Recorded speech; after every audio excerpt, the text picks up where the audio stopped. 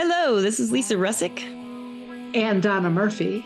with the podcast We Are All Psychic, and today we have a really cool guest, and we've just been chattering away. We have a really weird story for you, too. But first, Perdita, would you like to say hello? Hi, I'm so delighted to be here, Lisa and Donna. I was just saying before we came on that my main message is we're all psychic, and if we could really remember that, the world would be so different. Yes, Yeah. I know. Work with it and all that stuff. Yes, it's a good thing. Spiritual, psychic, all that good stuff is good stuff. That's why they call it good stuff. We call it good stuff.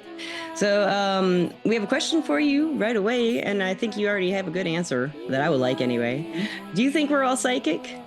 I do, and I might not have until I had a really transformational experience in which I came to understand that that was true. I'd love to tell you that story if that's okay. I would love to hear the story. And listeners and watchers, please do. The video on Spotify and YouTube, and you got to hear the story. Yeah. And there is my a daughter, way you can read it, but first she's going to tell a little bit about it. Well, I tell this story actually in my book before this. Oh, before this. Oh, yeah, I tell it in detail. But I mention it in this book, but I tell it in detail in the book before this. What's the name of the book before it? Take Back the Magic: Conversations with the Unseen World. Love it. Yeah, that's a great title. Yes. And it was and what happened for me. So I am a parent of a first generation Irish American doctor and my mother, and they were modern atheists. You know what I mean? They were like, we're rejecting all the spiritual mumbo jumbo. You don't get to go to church. We don't want you to. I'm glad they saved me from religion, right? Like, good. I missed out on the priests. You weren't influenced that way, yeah. Right. But then what do you do with that spiritual hunger, right? And I was a kid who was having a lot of weird spiritual experiences. And it was a culture very much of psychology. And as I write about in this book, my grandmother was in and out of mental hospitals. So there was a lot of fear about anything that might be woo-woo. Mm-hmm. And my father was a really difficult guy, very cynical, my husband often said he believed in hell, but not heaven. You know what I mean? Like, it was really, it's like you are living in it, dude, if you think that. You got it. 100%. That's it. Right. Okay. So he was such an intense guy. He was a small town doctor. He ran the emergency room. He was the only surgeon, and he was most people's primary care doctor. And so, and the hospital, those days, there were no beepers, no cell phones, called on our home phone. Mm-hmm. And they were calling 24/7, and he'd have to get in his little car and go to the hospital. And there would be some friend's kid who tried to commit suicide, or there would be his best friend's wife who'd just been hit by a drunk driver. And it would be him. So life was stressful for him. I would give him that. But he would answer, this becomes important later in the story, forgive my language. He answered our home telephone in the 1960s and 1970s. He's at your house and he answers your phone off the wall? Yeah, we only had one phone. There was one phone in the whole house. And my father would answer it, and he would say, because it was probably the hospital calling to tell him that he needed to get up and get over. Yeah. But it also might be a friend of mine, or a boy I liked, or a friend of my mom's, or something. Yeah. And he would answer, Jesus ate fucking Christ. What is it this time? And then a friend of mine would go, hi, Dr. Finn. Sorry, listeners. We had someone knocking on my door, but we can keep going now. Perdita, you have the floor. Sure. So my father was a difficult guy, as you can imagine. And, we had a lot of stuff to work out. But one of the things he was really good at was getting you to good medical care. He always knew who the best person was. Like in the 1970s, he got me to an endometriosis specialist. Yeah. Right. Like, and I'm convinced that's why I could have children. You know what I mean? Like he was a really good doctor. Yeah. And he always knew who the other doctors were. And he was good at it.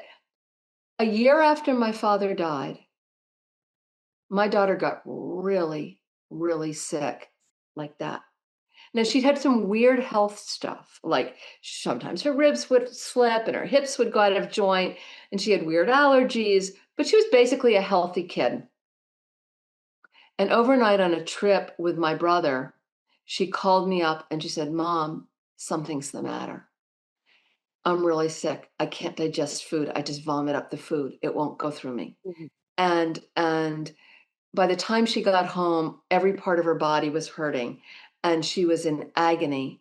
And I thought, I know how to deal with this. We find the best guy. Of course, it's always a guy, right? We find the best guy in New York. We'll go out of pocket. We're gonna go. Darling, we're solving this problem. We're getting you to the best guy. He'll know what's the matter. He'll give you the pill. You'll make it to prom. Don't worry, right? Like, can-do spirit. We went to doctor after doctor after doctor. We maxed out our credit cards. We took out a second mortgage. We got behind on our taxes. We didn't have any more money.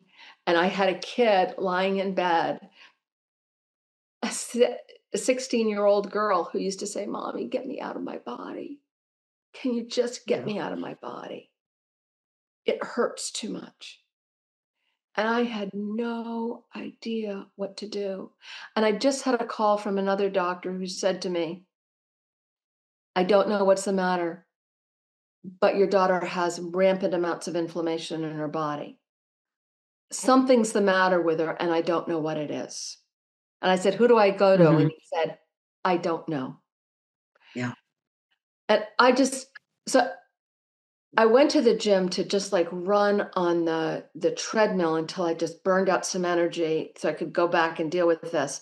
And while I was at the gym, a friend of mine I see sometimes said, how's Soph?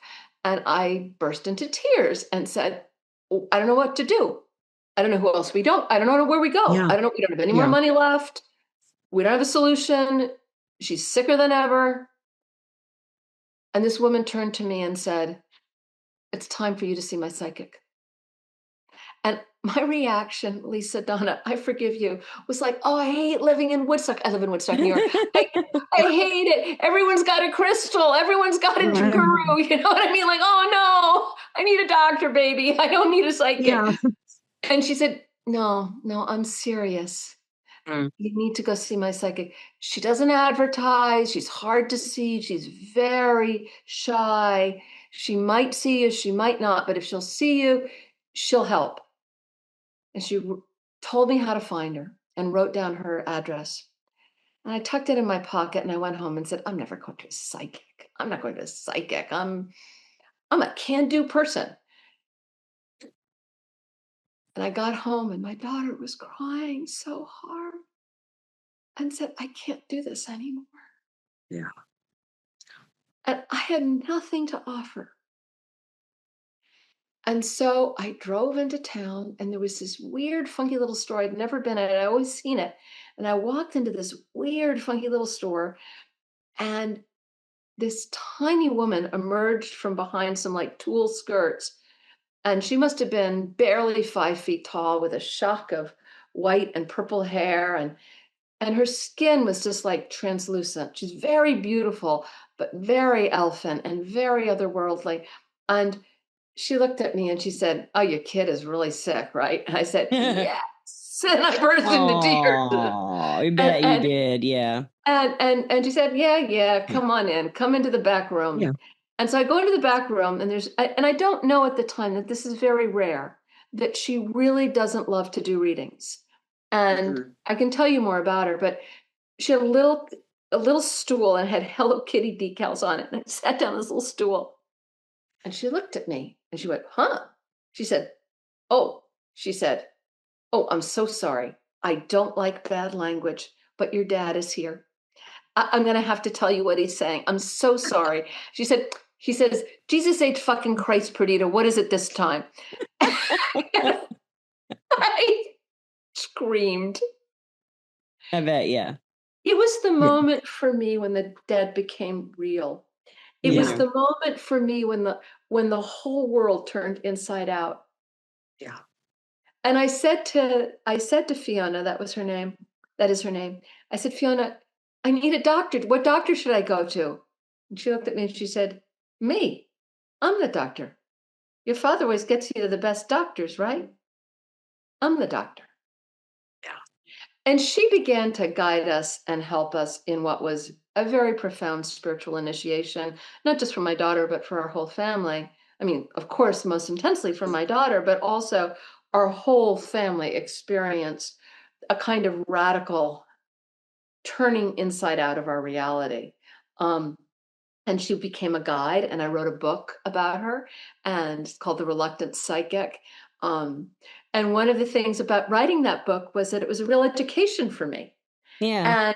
And we became friends Yeah. and beloved friends. And one of the things that was really fun about her was she's extraordinary. She as a child had to train herself to tell the living and the dead apart. Oh, wow. And we would sometimes walk into a room together. Our book ended up getting optioned by Shonda Rhimes. She never did anything with it, but we had a very fun trip out to Hollywood. And that was worth it, everything. I bet, yeah. Right, they put us up in a hotel, and it was like we'd walk into these rooms with these like TV executives and everybody, and she'd take my arm and she'd go, "How many people are alive in this room?" And I'd have to kind of tell her. You had to point him out, or could she tell after that? She could kind of. She yeah. really lives in the liminal. She's She had really some second guessing, and she's just making sure you had the same number. yeah. And she also has no censor. So she'll meet someone like really powerful. I remember we met this incredibly powerful executive, and she looked at her and said, "When was the last time you had a pap smear?" There's a lot of really open channel psychics who are like that. They don't you know want what to I mean? help it. Like, Yeah. and it did not make life easy for her. Life was No, real. I'm sure. But what I began to learn as I talked to her and asked her about her experiences was that a lot of experiences that she was overwhelmed by, I was also having. Oh, wow. Oh, that thought that pops into my head, you pay attention to it, and I dismiss it. Yeah. That dream Everybody has that, don't you think? everybody. That's what you realize, right? That gut feeling, that intuition, that knowing. And the more time I spent with her, the more I began to trust my own psychic experiences. My daughter began to trust her psychic experiences. My husband and son began to trust their psychic experiences. Everybody's psychic. Not everybody is psychic in the same way. Right. And that's something I've learned. But we all have tremendous psychic power. And for me, actually, one of the big things that really happened was it transformed who I was as a mother. I began to figure out how to help my daughter and navigate a lot that was coming through her. And and I'm sure, we talk about, a lot of people call themselves shamans in this culture, but real shamans were people who had almost been to the other side and come back. They had tremendous experiences of pain and suffering and illness often. It wasn't easy. It wasn't a The weekend shaman work. sickness, usually, yeah. Yeah. Yeah. It like changes you, right? Changes what you can see. Pain is more psychedelic. I went through it. Yeah, I went through it. I know that. That's why I'm talking to you. Because pain is psychedelic, right? It opens your reality. My reality was open. And then it hit me. It's closed my reality, honestly. With listeners and watchers, this is the weird part. When we first started this podcast, I had an MCAS attack, a mast cell activation attack. And she came in I told her, I don't know if we'll be able to do this podcast. I can't find my Benadryl. I said I wasn't able to stop it with Reiki. If the regular listeners know about, I have this. And I've never had this, listeners and watchers, happen before a podcast, especially the kind where any kind that I have. It doesn't happen much where I can't stop it with Reiki. And I couldn't find my Benadryl. So I was telling you guys, Perdita and Donna, I don't know, but we started talking. And she said, well, what causes this one? And I said, well, I have HEDS and POTS comorbid with MCAS. With the HEDS, she said, that's what my daughter has. And then the MCAS slowly just kind of faded off with the nose spray and that inhaler. Yeah. And we just started the podcast. So that's what she was saying, but mine was more, for me, it was the mind breaking than before the body broke. So when the mind broke and then put back together, I had a whole new lease on life, right? But when this pain came on in my 40s and the stomach problems and the back and the neck and the all over fascia nerve burning pain, you know that she gets that too, I'm sure, right? Like, He does, and it's important for Gotcha. listeners to know that the pain of Ehlers-Danlos is considered second only to bone cancer. It's not like a little achy I've pain. never heard that. I believe Yeah. it. I pass It, out over and over and over again Yeah. with pain. I'm not Yeah. going to the ER after the last way I was treated at the ER. And doctors, I've met some good doctors, but in an emergency, none of them have helped me. Not one. Yeah. my daughter will call me up and say, "I feel like I should go to the ER." I always Why? feel that way. I feel like right now I should, Yeah. but I'm not going. I know. If only they could do something. And she always says, like, they want to give Yeah. her, like, fentanyl. And she said, like, you know what? My brain is the only thing that works. I don't want us going to want to do Yeah, is I get don't want to lose that. Maybe Yeah, you I don't need want to something. lose I mean, that. kratom stops it for me, and so does LDN most of the time if I have my dosage correctly. And Tennessee is outlawing kratom starting July 1st. And kratom Oh, takes care of almost all my pain. I don't even need the LDN, but I started it in December because I knew they were talking about doing this. And now in just a couple weeks, I'm done with kratom. I'm never going to be able to get to it again unless I go somewhere. It's a felony. They're going to make it a felony in Tennessee after it's been here since like the 80s or the 70s. So Yeah. it's ridiculous. And it's just because they made stronger strains of it and a lot of misinformation got out. They would say stuff like it binds to And the also, opioid receptor 9 times more than morphine, but so turmeric binds like 33 times more. Well, that doesn't mean it's stronger. yeah. It just So has a better right. potential to bind to the receptor. It doesn't mean it's stronger as far as if it was 9 or 10 times more potent than morphine, the people would die from it every single time they took it, right? It's not as powerful. It just binds to the receptor. So that's what they're arguing a lot of stuff. There's a lot of misinformation. I've been taking this since 2016. I know a lot about it and I've never been addicted to it. I can stop it, no problems, And is that outlawing it across the country? A Or lot just of places are. There's hundreds of debates about A this. lot of states, a lot of states have it going into effect on July 1st. I think another component, which people are mixing it with stuff and dying. They well, mixed it. they'll mix anything with anything. Well, you're right. There's Who knows if it was the kratom they were mixing it with that did it?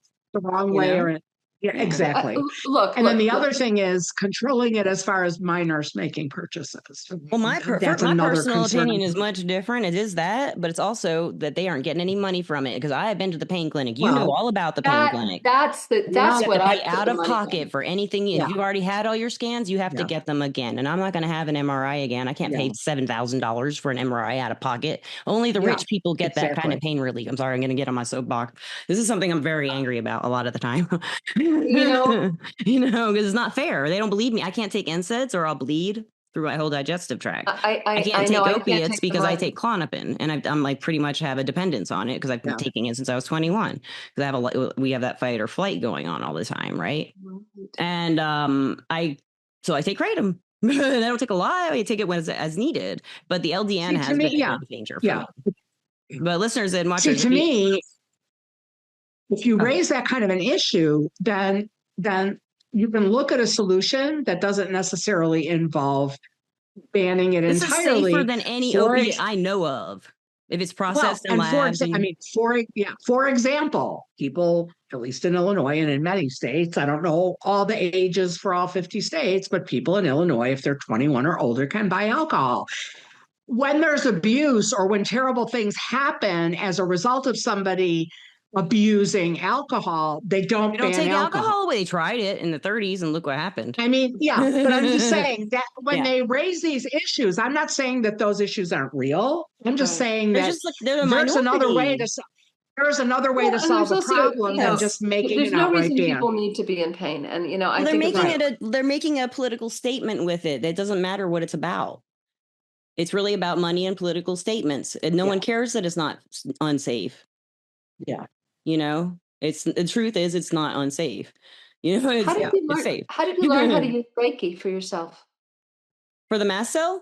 Yeah. I do this. My Reiki teacher taught me a technique and I tried it with the mast cell activation and it worked most of the time. So do you do Reiki?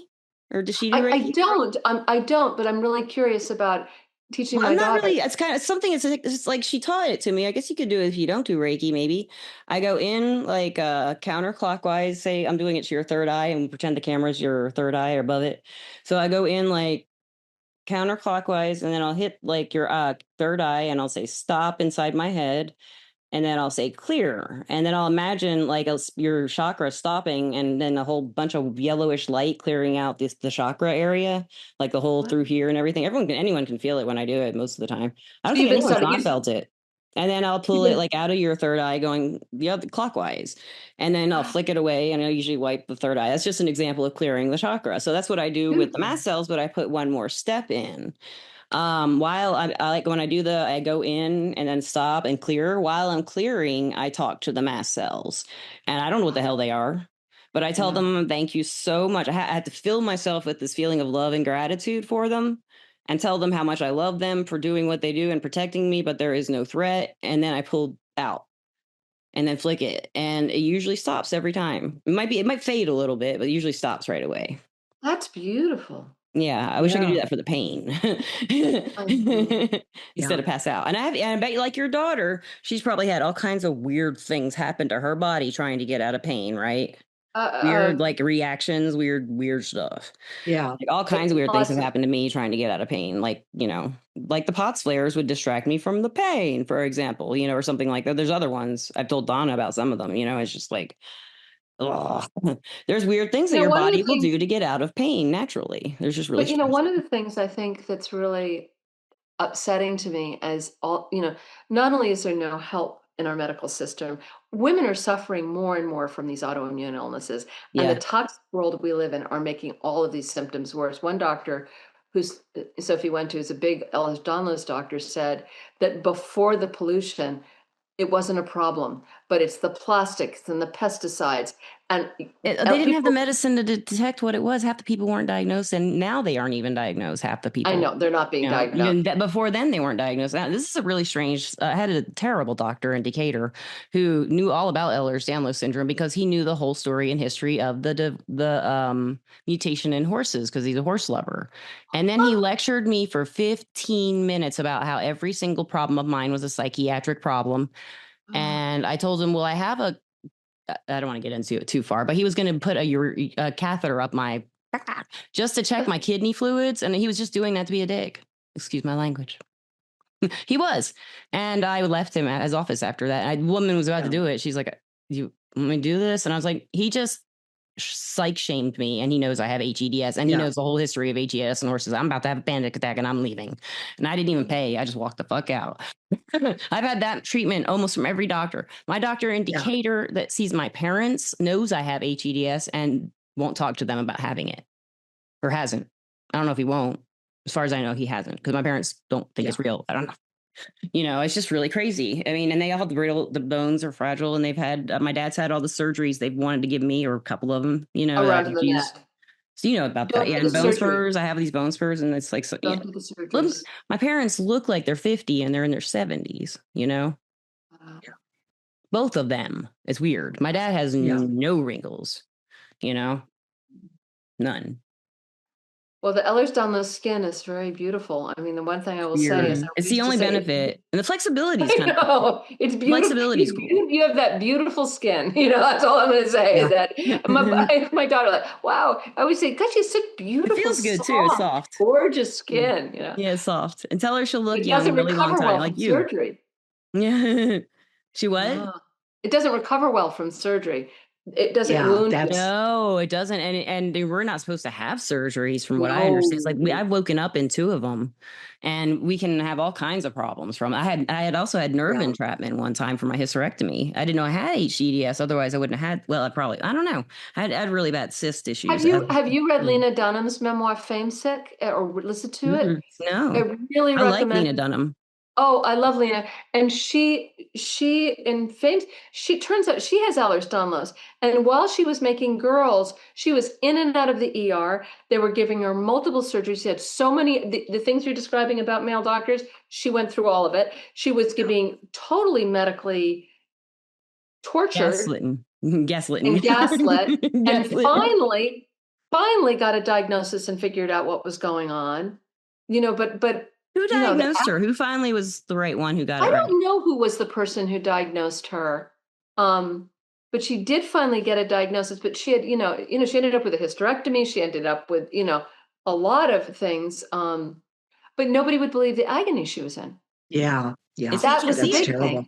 You can't see. I have never been able to express it except to say it makes me pass out. It's so extreme. Yeah. That's the only words I have to tell people how extreme and pain knocking you unconscious is very, very bad pain. Well, can I tell you who I work with from on the other side? Yes, please do. Saint of Ehlers-Danlos is. So one night with my daughter, one of the issues with Ehlers-Danlos is the heart, your aorta on your heart. Actually, my mitral valve is the one that leaks a little bit. So my daughter was having some bad heart symptoms one night, and they sent us down to this big hospital, and they were going to do a CAT scan with dye, which is a big deal because she's allergic to the dye. So they have to do the Benadryl and the steroids, which then make her hallucinate. Steroids are terrible for people with HES. That's like the worst of the surgery. And then she has, but they've got to look at her heart. Yeah. Yeah. And I'm like, whenever I'm in a crisis situation, and I've been in a lot of crisis situations with my daughter, I always call in for help on the other side. And I was thinking, like, we need big guns. We need big guns. And I thought, who had Ehlers-Danlos who can help us from the other side? Well, you know who was one of the most famous people who had Ehlers-Danlos and probably died from it is? No. Elvis. Elvis had Ehlers-Danlos. No wonder he's so young and handsome all his life. He's still alive. The way he moved. Alive now. Because he didn't have any, he could dance and he could move. But then he was in so much physical pain, and he was taking pain medicine because he was in agony, and he had the colon. People with Ehlers-Danlos, because their collagen doesn't work right, things expand, but they don't contract. They don't contract. So your bladder can expand. So you always feel like you have a bladder infection. Or pee. I always have to pee. Yeah, you always have to pee. Or sometimes it's a bucket. I don't really know. And you don't get that normal peristalsis of your digestive tract, and you get terrible constipation a lot of times.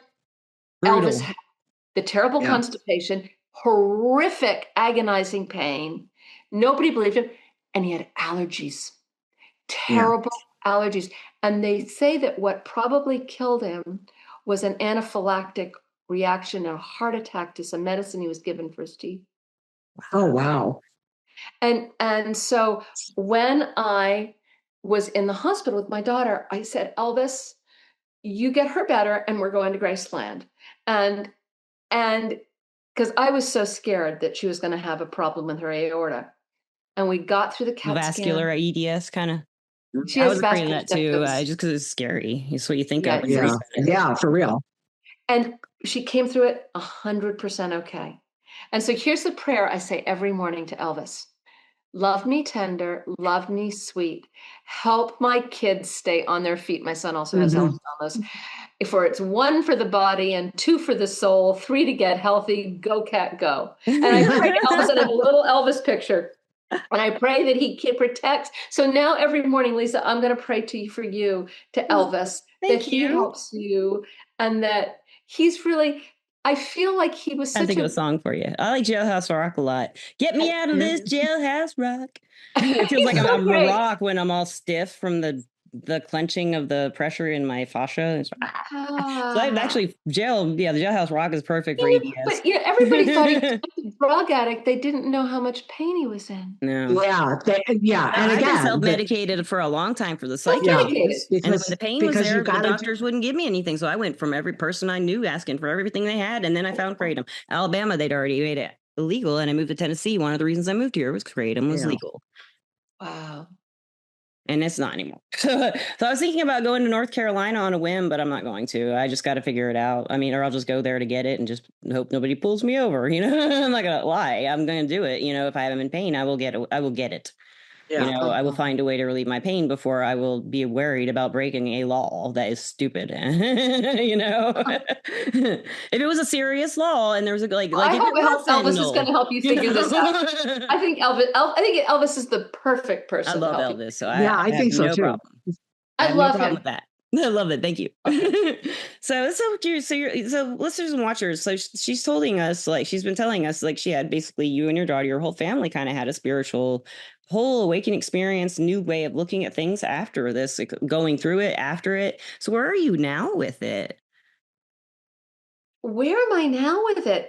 I have a really profound relationship with the dead. You've probably seen the altars behind me. I love it. And Yeah. and they're all photos, and all my life I've been talking to the dead, and I didn't kind of acknowledge that that's what I was doing. All my life I've been having precognitive dreams that I just thought were weird, and Yeah. now I know what's going on. And the more I began to embrace my relationship with the other side, You're happy. the happier I felt, the more joyous I Yeah. felt.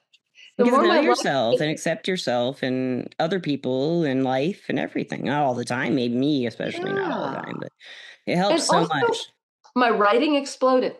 You write Right. with, I mean, I was, I had been a writer my whole life, and suddenly the dead said, "We want to write books with you."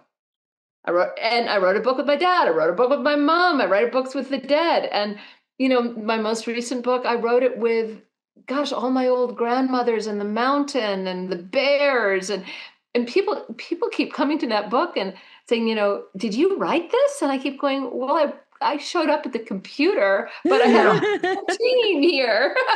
you Yeah. know? And I think it was, I think it's a strange thing that I've gone to some really hard places, and I've learned that I can go anywhere as long as these guys are here with me. And I Mhm. know them, that they're always there with me, Yeah. even when Mhm. things are really rough. Yeah. And the dead are very, very, I don't see the dead. I don't hear them. I'm not psychic in You that feel way. them and I know. feel them, I know them, but I feel them and know them the way we all do if we learn to pay attention to our intuition. Yes. Yes. So We're I all just having talk, imaginary conversations at some point. And who are we talking to, really? Not ourselves. but and one of Someone the in our things head. Who we're is that having a person? conversation The in our head answer. with the dead. Do you know one of the things I got really interested in is that when during the burning times when they killed women as witches, the thing that women were most often accused of wasn't like herbalism or midwifery. It was talking to their dead grandmothers. Mhm. That's what would get you Yeah. murdered and tortured, I might Well, add. because they're not in heaven. You're Mm. proving Yeah. heaven's not real then. Maybe. Right. That's like saying Exactly. Maybe. that there's no heaven and you're going against the teachings of The the doctrine. And church. you're cutting out the middlemen. You're cutting out the Yeah. priests. Yeah. They don't matter. If you've got a direct relation, like people are saying to me, "Do you believe in God?" I say, like, I don't know. Yes or no, who cares? I believe in my grandmother. I believe in my great grandmother. I believe in Yeah. my Mhm. cat. I believe in a lot of I believe in Elvis. And I believe in a lot of the dead. I believe Yeah. in Elvis too. He's coming back, baby. And he's gonna say, for waiting. Thank you. Thank you. I know. But so this was a real transformation for me. And I began teaching other people how to do what I've been doing my whole life, Yeah. acknowledging what I was doing, sharing it with other people, writing about it. Like you, I want to get the message out there that we're all Yes. psychic. Yeah. Yeah. And I want to help people who don't know what's going on too. Like you just Yeah. said today, you explained some stuff that I think for a lot of people, especially when their children are very sick, like an option they may not have taken. Or even Yeah. someone who is sick, they might take that Or option. even, Just and passing you along talk this. about you take medicine Oh and you yeah. pray. Yeah. Take You tons do of both. medicine. Yeah, But you got to do both. Like I take a medicine every morning for a condition I have, but I never don't not pray and visualize with it. Yeah. I don't do it with Exactly. You it. know I what do I mean? everything kind of throughout the day. I do things Yeah. differently depending what symptoms I'm having and stuff. Because they change a lot. All through the day. And I don't know if this happens to your daughter. You'll have to ask her. But this is kind of interesting. Like I can shape my face again and stuff. Like I had to sleep on my back now because it hurts too much to sleep on my sides and stuff. And my shoulder, this shoulder will go out or this hip will start hurting. One of the other hurts. I'm usually on my back. And like I always had this really bad double chin, like down to here, it felt like. But ever since I've been sleeping on my back, like the chin is doubled and my belly's flatter as I lose weight. It's like I've still got loose skin because I was really overweight in my 30s from Haglund's deformity and surgeries that didn't work. And I had, and so when I lost all the weight from pancreatitis from Depakote, you've heard all these stories. I All right, have. and So like I do have loose skin, and but it doesn't look. It looks weird. It's like weird looking, but I can't remember what my original point was there. Well, that you pray, you can pray. Oh, different times a day. Like, yeah. So like if I'm like when I'm putting lotion What you on, use, I'll think of like a guide or something, or that's the essence of the essential oil I'm using to really do its magic or whatever, something like that. Get in touch with the fairy magic of the plant, maybe something like that. I like the fairies a lot. And or like during the day, I wouldn't do it directly with the medication though, but I'm going to try it. I'm going to try that. Yeah, like, and you never know, who's going to come over to help you. Like I got diagnosed with this strange tick-borne disease, and I've been working with it, and it's so interesting. It makes you allergic to all mammal products, which is kind of weird, Oh. right? Okay. So, Oh, but wow. I got diagnosed. You're just a vegan on purpose. By accident, I mean. By accident. Involuntary veganism is what we call it in our family. Voluntary veganism. But I got diagnosed on St. Francis's feast day. And St. Francis is the patron saint of animals. So every time I take my medicine to help with this, I would say, Francis, I accept this invitation to think about animals differently. And then my grandfather, who I never met in life, just after I got diagnosed, he showed up in a dream, and he was in this house. And in the dream, I walked into the house and I said, "Where am I?" He said, "You're at the Center for Longevity." And I said, "What am I supposed to do here?" He said, "We'll take care of it. We'll take care of it." Longevity. And I woke. Now, he died at 54 of bladder cancer, and I never met him because he died young. Well, he smoked, 500 million cigarettes a day. Those guys, right? I was one of those, yeah. Girls. Well, I don't even know if we could keep up with somebody in the 1930s. And true. filtered Stout cigarettes too, man. They were not filtered. Yeah. Oh man. But anyway, I realized, like, okay, I'm an involuntary vegan, but it's brought me to the Center for Longevity. And his name was Valentine, Grandpa Valentine, and the picture of him up here. And so every time I take my medicine, I say, "Grandpa Valentine, get me to the Center for Longevity." Yeah. I love that. That's great. I might say that too. Yeah. You're welcome to. I'm sure you're gonna have a lot of energies pulling on him. Come over here. Yeah. It's okay. I mean, I think they love that energy being pulled on them. And they do. They want to be asked, is my impression. Right? You too. Yeah, I believe that. Yeah, they're bored. So I think, that's one of the things I write about in this book that I'm doing now, which is, people say, "Oh, I don't want to bother the dead." I'm like, yeah, but doesn't your mother want you to call her? Like, she wants you to. A good point. Call your mother. Call your mother. Go see the medium. Call your mom. And it's so funny because I think the dead, I'll tell you a funny story about my son. So he had a moment. He's the youngest.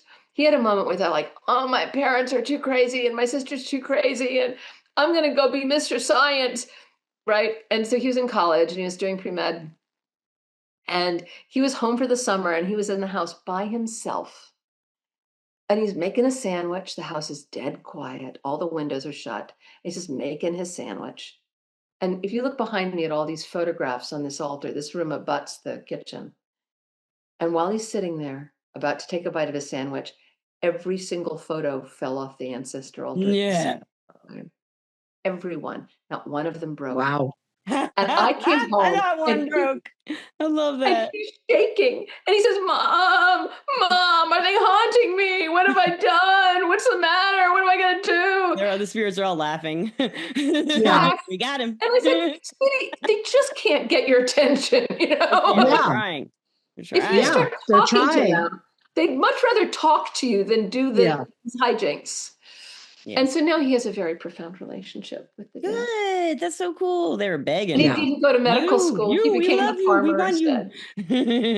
Talk to us. You are smart and interesting. We love you. Yeah, I know. I mean, it's transformed his life. And he is. That's so cool. So everybody is like in your family, it's a direct family at least, that was affected like that. That's so cool. I love it. I'm going to pray about your parents, though, because I think I don't know if they don't believe it. I don't know what it is. I don't know what the issue is because they must have it. It's not, I mean, just looking at them, and their conditions and their issues they've had, my dad, especially, I mean, he looks young. I mean, he's missing the hair on top. So maybe that's what makes him look a little older, but he has like maybe one line here, and that's it, So, but he bruises like all over. They call it purpura for him, though.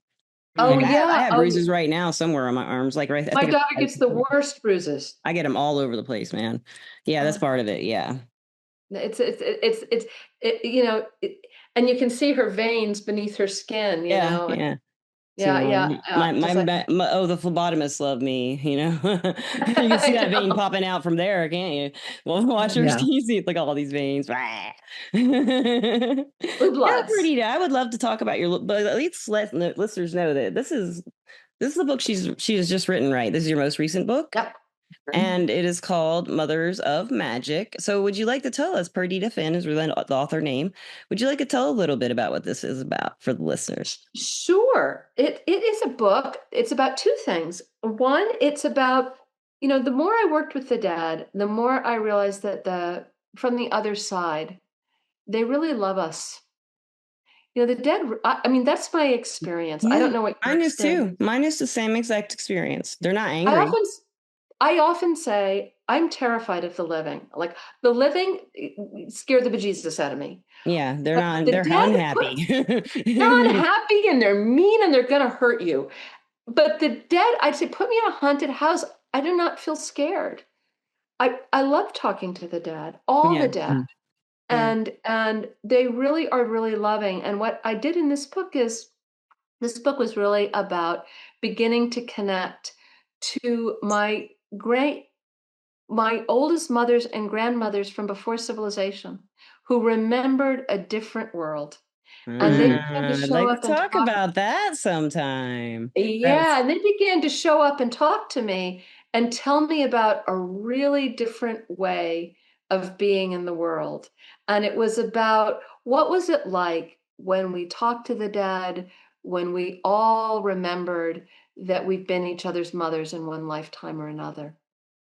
And then if we really lived that way, if we could see with the eyes of the dead while we were alive, we wouldn't be dropping bombs on each other. We wouldn't be hurting each other. We wouldn't, we wouldn't be putting people in That wouldn't horrible. even be a thought. It'd be much more interesting things going on and more important things than that. There would be more art. There would be more art and music and dance and love and care. There's a lot of fear in the world, and a lot of like people who just want control and power out of fear is sad. And so this book was really about how connecting with the dead gives us the mothering we need, that we need more mothers in the world. And we need to, and I feel very mothered by the dead. And when I say that, I'm not just talking about women, because I've been nurtured. Yeah. I've been mothered by gay men. I've been mothered by animals, of course. Oh yeah. I mean, some of my great mothers are on the other side are fur friends, and that I really began to feel resource, like, oh, I've got a team. I got a team, and they're fun and they're nice and they're good and they take care of me. And if everybody could feel that, I don't know if you heard about that horrible website that CNN talked about, Motherless, that I don't watch TV. Oh, well, I hate TV. I don't want to bring it up then, but I don't want to talk about it. You can tell me. I just don't watch it. Yeah. The CNN reporters did the talk. There was a secret website on the dark web for men to get together to talk about how to drug women to rape them. And it had 66 million hits in February alone. That is more hits than Gmail. Yeah. So got sick, man. And it was also men were uploading their videos. Right. Of wives and girlfriends. That's so gross, man. Okay. So yeah. Okay. This is the grossest thing, other than the Epstein files I've heard lately. But it seems like, and I thought but it was called Motherless. That was the name of the website. And that these are people who are hurting people because they are so disconnected from the love that's available to them on the other side. They're so completely deranged and horrible that they would do such things. And it was so upsetting to me that I feel like we live in a world without enough mothers of the dead, and we need to all call on those ancestral mothers and grandmothers to come and fix this planet. Because our species is a muck as far as I'm concerned. It seems like it's me too in our country anyway. We're all arguing over nothing. We have nothing to say about it anyway. I'm We're sorry, all what did you arguing say? over nothing, and we can't really do anything about it if we could. I know, and we need to call on the We dead can to do come and that. help. We can do that. And with that, Perdita, where can they find your books? Are you, do you have You any can find me at my website is takebackthemagic.com, and you can find out how to sign up for my newsletter, which is on Substack. I have a very active newsletter, takebackthemagic.com. I also have through Substack a monthly gathering of people to talk about your experiences with the dead and to come and meet friends who are happy to love to talk about it. Yeah. And I teach a lot of workshops, and I have my books, and I'm on Facebook and Instagram. And Yeah, okay, we'll put all her stuff in the description of the podcast, listeners and watchers, and you can just click and find her whatever avenue you want. I guess she's got a lot of them. And we'll pray to Elvis together, Lisa, for you. Yes. I have another friend who talks to Elvis, and occasionally he'll come through. Well, now I think he'll come through whenever he wants. So it's like when she was first practicing her mediumship more, he was coming through for her, and she singing songs and stuff and saying sweet things. And then now I think she just regularly communicates with him like an old friend, but she's a huge Elvis fan. And but we like to ask you for who is in it. I don't know. Some people like to compare him to the Beatles for some reason. I don't see why, but they're not all the same music. They're not the same. But we like to ask you for advice. Donna, can you think of any advice for her to give our listeners and watchers based on what she's talked about or anything? I'm thinking like mothers who have sick children and maybe they don't want to acknowledge it, or they do acknowledge it. What do I do now? But they don't know what to do. Yeah. Ask your great grandmothers for help. Even in your mind if they're not there. Yeah. They knew how to keep kids alive when there was no money for the doctor. Yeah. Antibiotics when there was no doctor. They went to the medicine men and women. They know the old ways, and they'll teach them to you. Yeah.